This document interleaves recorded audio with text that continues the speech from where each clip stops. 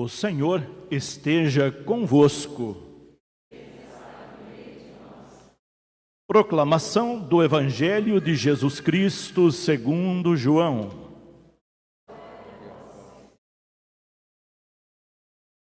Naquele tempo disse Jesus: Eu sou o bom pastor. O bom pastor dá a vida por suas ovelhas. O mercenário, que não é pastor e não é dono das ovelhas, vê o lobo chegar, abandona as ovelhas e foge. E o lobo as ataca e dispersa, pois ele é apenas um mercenário e não se importa com as ovelhas. Eu sou o bom pastor. Conheço as minhas ovelhas e elas me conhecem, assim como o Pai me conhece e eu conheço o Pai. Eu dou minha vida pelas ovelhas. Tenho ainda outras ovelhas que não são deste redil. Também a elas devo conduzir. Elas escutarão a minha voz, e haverá um só rebanho e um só pastor. É por isso que o Pai me ama, porque dou a minha vida, para depois recebê-la novamente. Ninguém tira a minha vida, eu a dou por mim mesmo. Tenho o poder de entregá-la e tenho o poder de recebê-la novamente. Essa é a ordem que recebi do meu Pai. Palavra da salvação. Glória a vós, Senhor. Pode se assentarem. Hoje nós celebramos o nosso quarto domingo do tempo da Páscoa, esse tempo importante da liturgia que nos é pedido para receber, reconhecer Cristo ressuscitado e testemunhá-lo. E o quarto domingo deste tempo litúrgico é o domingo do bom pastor. Por isso, a liturgia desse domingo nos convida a refletir sobre o nosso pastoreio, sobre a nossa ação pastoral. Quando nós falamos de pastor, qual é a primeira imagem que vem à nossa mente? Eu tenho certeza que se a gente fizesse um levantamento aqui agora, perguntando individualmente para você, o que vem à sua mente quando é perguntado ou quando você ouve a palavra pastor? Nós iríamos ter respostas muito distintas umas das outras. Por isso eu vejo que é importante a gente elucidar o conceito de bom pastor, para a gente entender o que Jesus quer dizer para nós quando ele usa essa expressão. Pastor, no sentido literal do termo, é aquele que cuida de ovelhas. Ovelha é um animal frágil, vulnerável.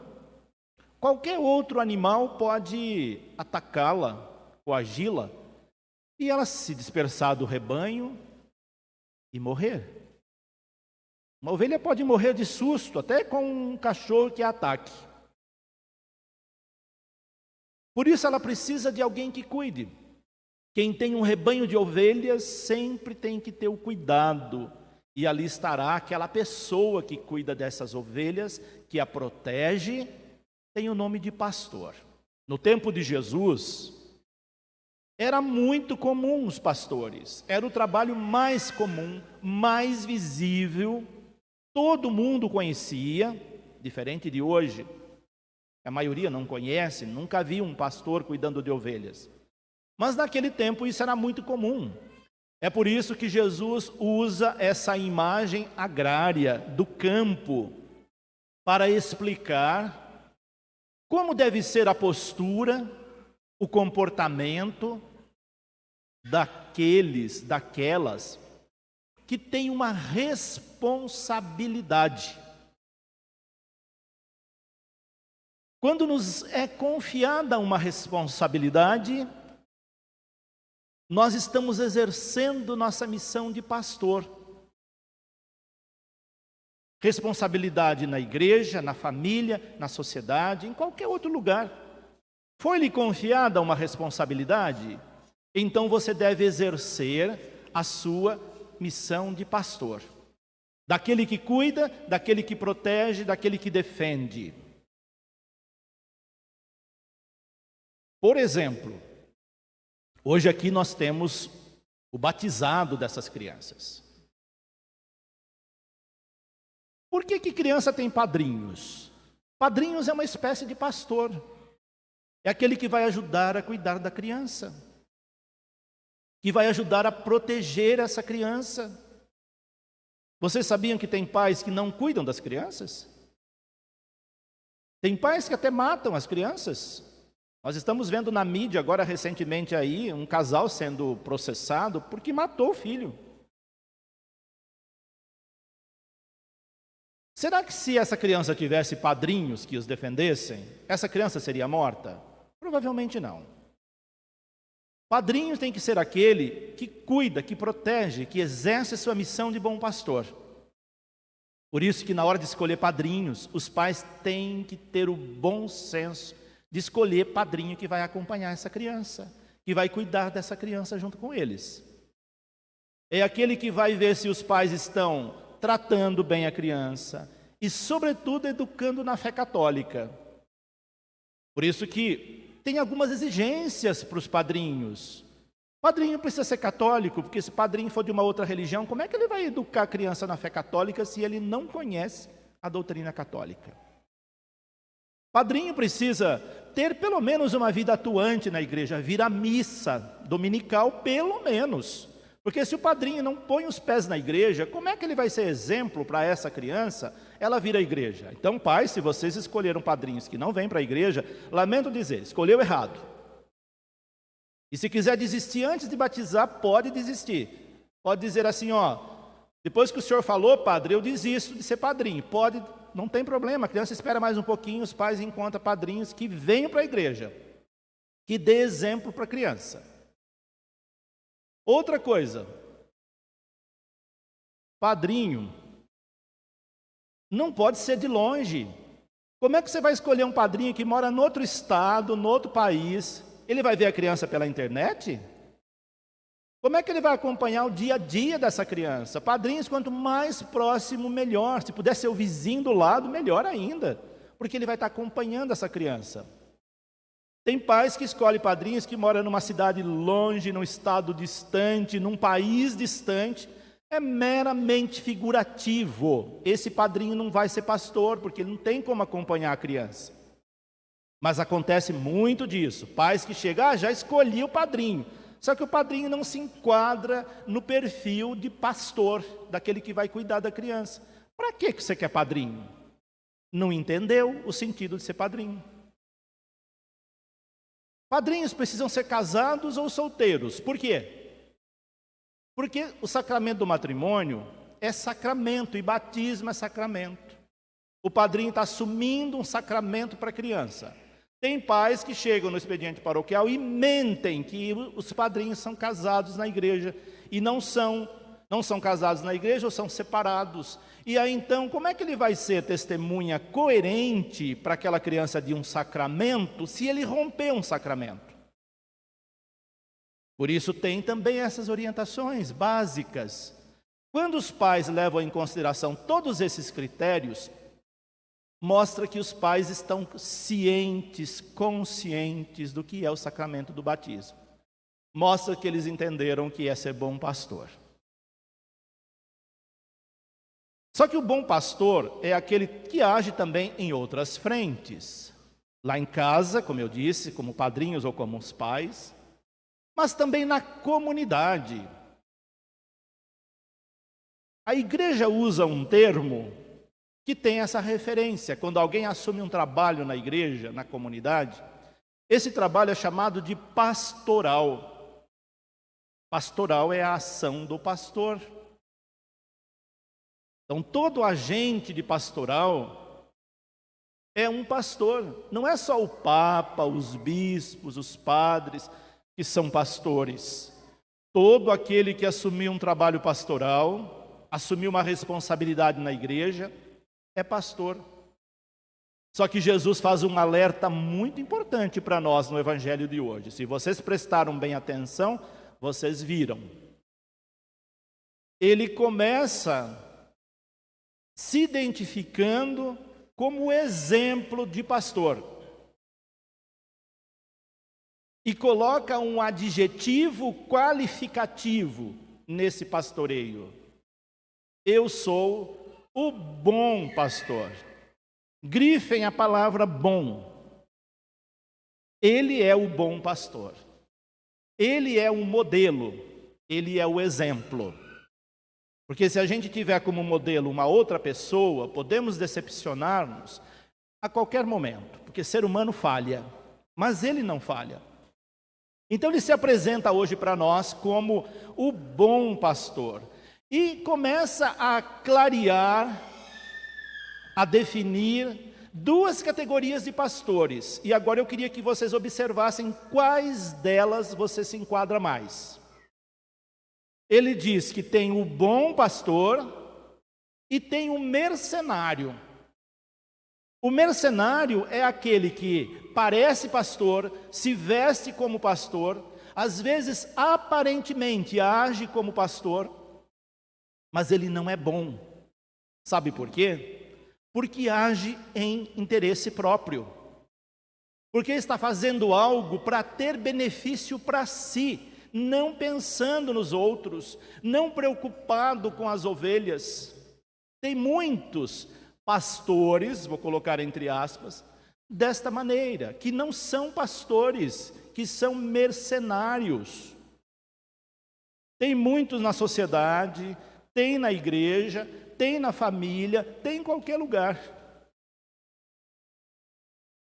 Nós descobrimos que um pastor é bom quando ele se dedica às suas ovelhas, ao seu trabalho, à sua responsabilidade, gratuitamente, não esperando receber elogios, não esperando receber nada em troca, não pensando em si, mas pensando no bem do outro ou dos outros.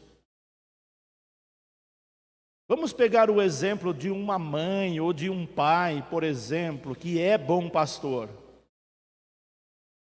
Morre um pouquinho cada dia por causa dos seus filhos. Uma mulher, quando assume ser mãe, ela sabe que ela não vai poder continuar com a mesma vida que ela tinha de solteira. Ela vai ter que morrer um pouquinho cada dia para o seu filho, para a sua filha. Fazer renúncias que antes não fazia. Passar noites em claro. A mãe, quando ama de verdade, não tem poder aquisitivo nem para comprar comida, que a gente tem muitas mães nessas condições, ela é capaz de tirar o seu próprio alimento para alimentar o filho. É capaz de dar a vida por aqueles que ela ama. Por isso Jesus, ao se apresentar como bom pastor, ele diz isso com todas as letras. O bom pastor dá a vida por suas ovelhas. Esse é o critério fundamental para a gente conhecer, reconhecer o bom pastor. É aquele que dá a vida, que é capaz de morrer por aqueles que ele cuida, que lhes foram confiadas tais responsabilidades. E aqui a gente começa a perceber que são poucos que têm essa condição, que têm esse comportamento. Não é fácil, mas também não é impossível. Então essa responsabilidade pastoral é que faz a igreja ser a igreja de Jesus Cristo. Porque se nós não tivéssemos na igreja pessoas com esse comportamento de dar a vida pelos outros, nós não teríamos a igreja. Por exemplo, nossa paróquia é tão bonita porque nós temos tantos agentes de pastoral que não medem esforços para dar a vida pela sua igreja, que vêm para reuniões, que deixam muitas vezes momentos importantes da família para estar cuidando da pastoral que ficou responsável. Vocês, por exemplo, que estão aqui hoje para o batismo dos seus filhos e afilhados, vocês sabem quantas pessoas estavam envolvidas para que esse momento chegasse? Nós temos a pastoral do batismo, com agentes de pastoral que vem aqui dar formação do curso bíblico em plena tarde de domingo ou de sábado, deixando a família, que vem preparar o ambiente, que acompanha, que além daquele dia da preparação ou do dia do batismo, tem muitos outros trabalhos. São agentes de pastoral e dedicam com amor para que os filhos de vocês fossem batizados hoje. Muitas pessoas estavam por trás envolvidas para essa celebração. E assim a nossa igreja vai ficando cada vez mais bonita, porque esse é apenas um pontinho. Tem muitas outras coisas. E assim nós vamos entendendo o que é ser bom pastor. É aquele que dá testemunho da sua missão, como nós vimos na primeira leitura de hoje. Pedro, cheio do Espírito Santo, com a plena certeza do Cristo ressuscitado, fazendo as mesmas coisas que Cristo fazia, aprendeu a lição de Jesus Cristo, mostrando, não foi em vão a morte dele na cruz, porque os seus discípulos deram continuidade. Quando a gente não faz o que Cristo ensinou, nós invalidamos a morte dele na cruz. E a atitude de Pedro nessa primeira leitura é muito importante como ensinamento para nós.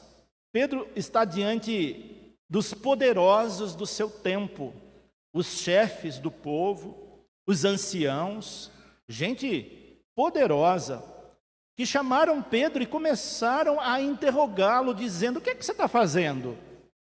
E sabe o que Pedro tinha feito? Tinha feito o bem a um enfermo. E por ter feito o bem a um enfermo, o enfermo ficou curado. Quantas vezes nós, ao ajudarmos alguém que precisa, a gente não sabe quanto nós estamos sendo bom pastor para aquela pessoa. Só que nem todos concordam com isso. Tem gente que se incomoda quando vê outro fazendo bem para outros. E às vezes esse incômodo vem dentro de casa. Eu conheço pessoas que o marido vem para a igreja, a mulher não vem, ou a mulher vem para a igreja, o marido não vem, e em casa um acaba torturando o outro, porque a pessoa vem para a igreja se dedicar a um trabalho pastoral. Não entendeu a missão de Cristo. Agora é muito bom quando ambos têm essa compreensão, aí as coisas são diferentes. Mas às vezes não é isso que acontece, a incompreensão acaba acontecendo dentro de casa. E aí fica tão difícil para aquela pessoa que já enfrenta um desafio enorme no trabalho pastoral. Aí quando chega em casa, tem a incompreensão de alguém da família, que não apoia. Dizendo: você não sai da igreja, só falta levar a cama para a igreja. É uma pena quando isso acontece, porque aquela pessoa não entendeu a missão do pastoreio, de continuar a missão de Cristo, como Pedro está mostrando aqui. Nós temos os agentes da pastoral da saúde, da pastoral da criança, da pessoa idosa, que vai a hospitais, que vai a casa onde tem enfermos. Ninguém fica sabendo, só aquela pessoa que recebe aquela mão amiga.